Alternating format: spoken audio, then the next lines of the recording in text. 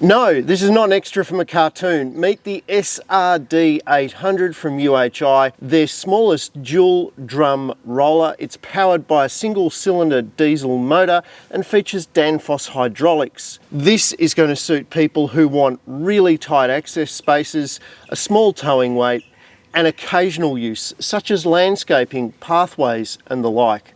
So at the bargain end of the range, is it any good?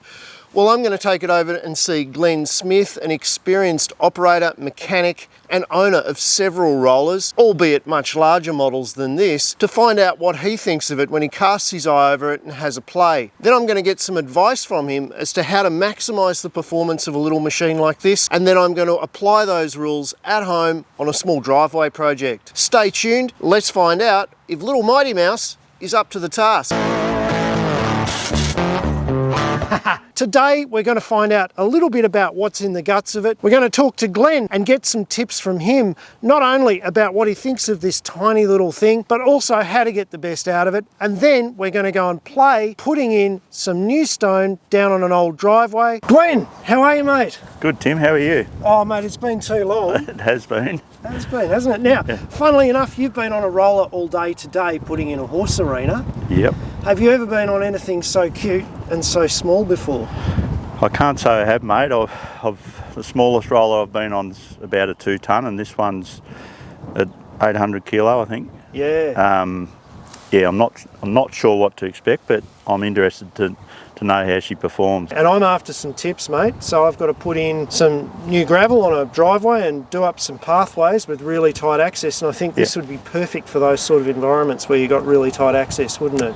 Yeah, well, I think, probably less than a metre wide, maybe 900 mil wide. So it's going to be that sort of machine that's going to, fit the job for weekenders, doing a bit of work around home, or a landscaper who's doing a block of units down the suburbs and it's got, bugger all roomed. It's an alternative of using a push roller or getting something in like this. Let's not stand on ceremonies, mate. Let's look under the skirt first and see what we've got for an engine. First impressions, mate. What do you think, engine and hydraulics and construction-wise? The welding looks really, really neat. The thickness of plate used looks quite substantial.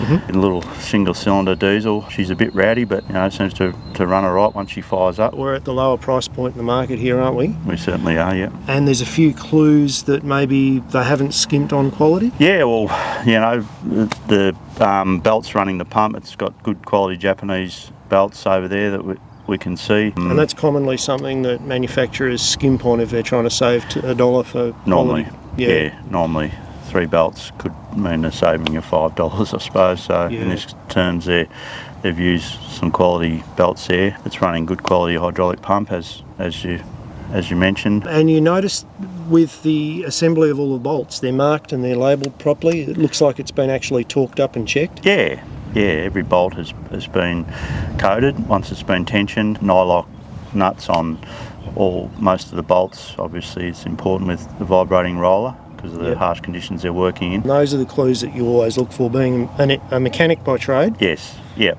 That's what you look for in your machine, isn't it? Yeah, totally. Working our way backwards through the machine, mate, what are some things that you like and what are some things that you find surprising? Well, I certainly like the floor plates, having the checker plate there.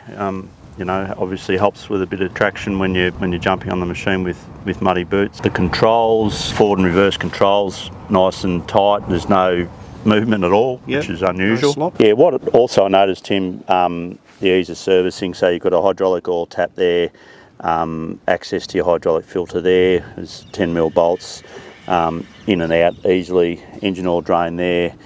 So ease of servicing would be, quite good. Well, we better get on it, see how it operates, yep, and get some tips from you tomorrow to make sure that gravel goes down well. No worries. Beauty, mate. Before Glen gave an opinion on the machine, he was keen to get out and give it a go, so he went up and down the driveway twice on the property that he's currently working on. And as Glen pointed out, it wasn't ideal conditions because it was heavy road base with big pieces of bitumen in it, but it gave an indication as to what the capacity of the machine was. She's a beauty, but I can't hear what you're saying, Tim. A bit loud, isn't it? It is a bit it's loud. One of the loudest machines you've been on in a while. It is, but that's probably single cylinder diesel. It is. I've only got earbuds, but I should have full earmuffs on. But So that's a tip with this. Make sure you're using ear protection. Yeah. And don't think if you're in the burbs that you can get around the noise. The decibel level. Because it's 6:30 in the morning. Loud. Yeah. Yeah. But no, look, I did 2 passes here on this drive, and road-based material. It's not the right material to be working with, but as you can see, looks like it's done a bit of a difference there. We've done a reasonable job. We've got the area that you rolled on the left, and we've got the area you didn't roll on the right. Yeah. So, like we've got to remember it is 800 kilos and not 4 or 5 tonne what you'd normally use on a driveway like this. You'd be using 4+ tonne. So it's going to mean more passes and less coverage because of the width of the machine, but it's still done a reasonable job. And if you put water on it, and it would work, but in compaction levels that would be thinner than normal. Now I'm going to be putting down some crushed rock at home tomorrow. Do you have any tips for someone for their first time on a roller to get a reasonable job first off? Look, obviously, you want to spread your rock with a bobcat or posi track as good as you possibly can. Nice even cover. We want to try and put some camber on the drive. If it's on a slope, see this drive suffered from washing out in a heavy rain because it hasn't got enough camber. So we want to put enough material to get some camber in the middle of the drive and get the water off into the drains. And yeah, with this machine, I certainly would be doing it in thinner layers at probably 30mm maximum. So 30mm layer. 30mm layer, roll it, water. Just go until it looks right? Or? Normally, 3 down, 3 back, so 6 total. And this time of year, the product that you're going to get from the quarry or garden supplies is going to have very little moisture in it because of the heat. Yep. So you're going to want to add water. So you're going to add, depending on how long the drive and the amount of product that you're using, but you're going to want to add water to get a bit of a slurry. So when we're not talking 20 or 30 litres, are we? No, we're talking hundreds. Several hundred litres. Yeah, hundreds of litres, and distance of the drive, and we can use thousands of litres of water, especially with the ambient temperature at 30 degrees. Which is a key to the whole job, compaction. But yeah, I'd limit this machine to probably about 30mm layers at a time. Instead of your 50 or 100mm what you'd do with a much heavier machine. But that's okay. Yeah. And for the sort of work that you're doing, 30mm layers is perfectly acceptable, isn't it? You do 3 layers, you've still got nearly 100mm. It is. It just takes longer. It just takes longer. The key to any drive with a bit of slope on it with water runoff is to try and get a high spot of about 120mm in the middle and get the water running off the drive instead of water running down your drive and just taking your whole drive out.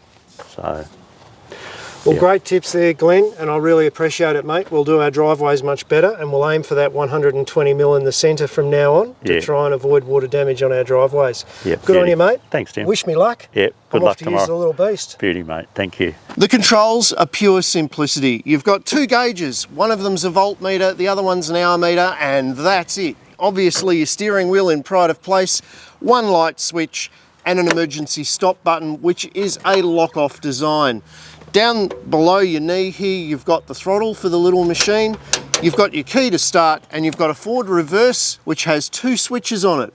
The first switch is for the vibrating roller. The second switch operates a sprayer on a 60-litre water tank behind you to keep your job moist as you move. There's a great word, isn't it? Moist.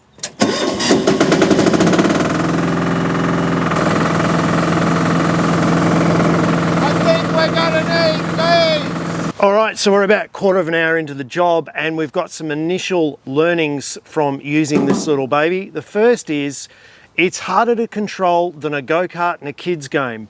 The 2 steel wheels combined with only steering, no articulation, mean that this little baby model in the bottom of the range does take a little bit of getting used to handle. And if you're going forwards, it's very easy to do a burnout on loose stones. Once they start to compact down, it became a lot easier to control. For a couple of $1,000s more, you can get a model that is articulated and 100 kilos heavier, and that will probably iron out those handling issues that we've had. Speaking of handling, it's got the turning circle of the QE2, so it's going to take you a while to get around at the end, but it does get there. It's often more effective going in reverse than it is forwards because all the weight's at the front, of course. The water tank puts out a decent amount of water over the front drum while it's vibrating the stones. It's meant that I haven't had to get off too often to re-wet down the driveway, which is great. The noise and vibration of this machine mean that it's not the sort of machine you'd stay on all day, but I don't think, considering its size, that's the sort of purpose that it's designed for anyway. Overall, it's starting to do a reasonable job. It's getting the lumps and bumps out of the driveway, and I'm really starting to see some compaction of those stones. There's one annoyingly simple problem with this machine that would be easily overcome with 3 bolts, and that is that there's no tie down points. So when you put it on a truck and try and chain it down, there's nothing to chain to except for the roll bar. So summing it up, who's this machine for? Well, I think it's really good for people like landscapers who'll be using it infrequently for shorter periods of time and have tight access issues through gateways. At about 1/3 the price of the name brands at this size, this makes financial sense to people who only want a roller from time to time. I also think if you're willing to spend a couple of extra thousand, you're probably going to get a lot of features if you're using this more regularly that will make sense to you. So have a look at the larger models in the range as well. Guys, if you like this kind of review, don't forget, hit the little subscribe button, give it a thumbs up. There's plenty more on timthompson.ag.